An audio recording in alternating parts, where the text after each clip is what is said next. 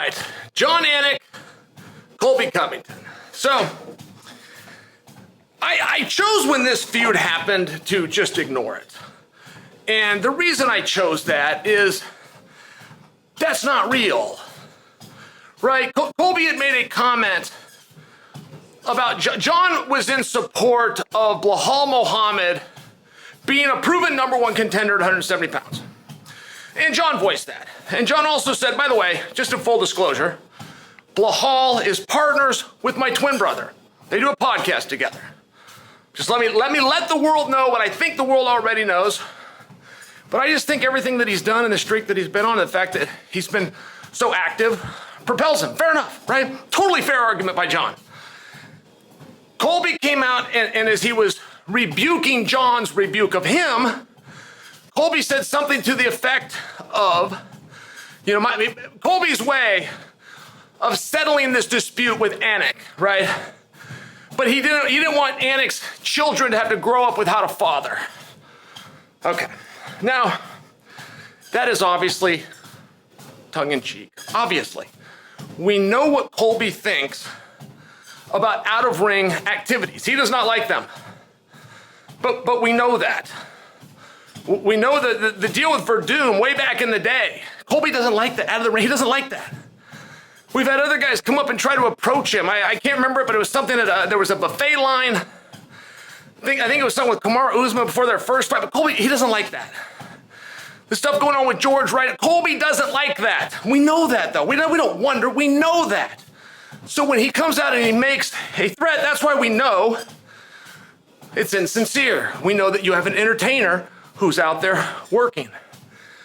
But Jon Anik, all the same, could have, in today's world, right, the most powerful thing you can be in America right now, it's not a doctor or the lawyer, it's not the astronaut, it's not the businessman or the developer. The most powerful thing in America right now is the victim.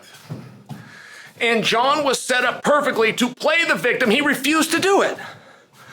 He refused to do it, but he said something today that does make me want to address this piece. Jon said, no, I'm not worried about Colby doing something to me because I shared an opinion. He said, but I do have to keep an eye on his cronies.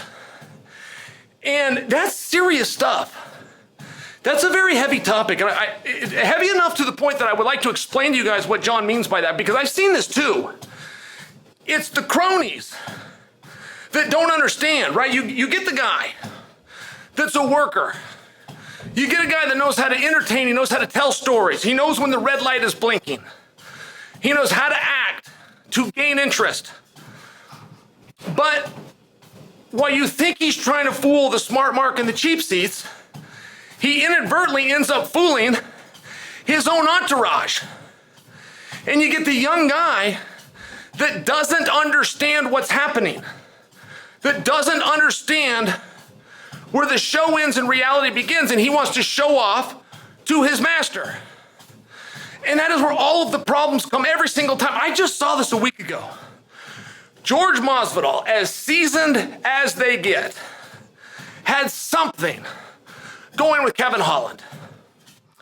Now, George did not look aggressive.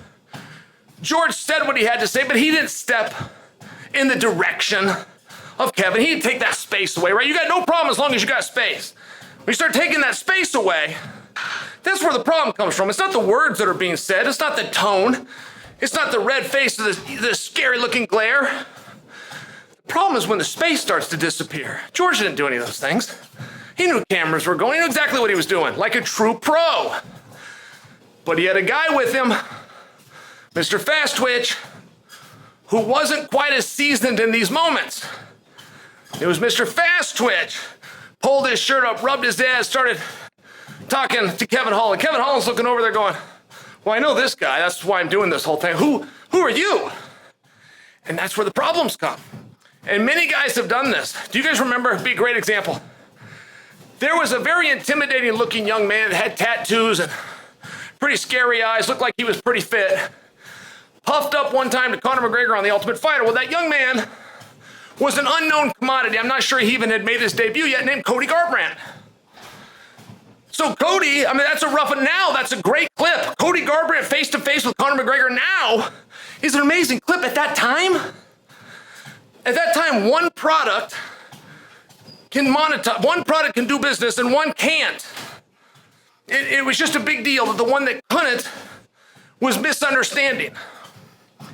And I bring that to you because we just see it very often.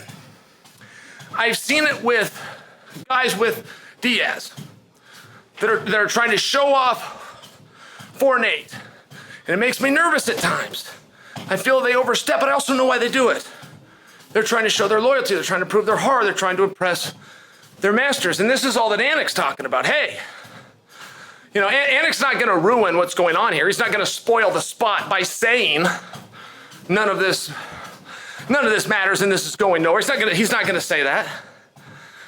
But he also comes out and says, but some of these other guys don't. And that's what he's talking about with the cronies. It always turns out to be a problem. There was a thing 2 weeks ago with Jake Paul and Floyd Mayweather, and whatever you do, don't tell me that was staged. Don't be that dum-dum.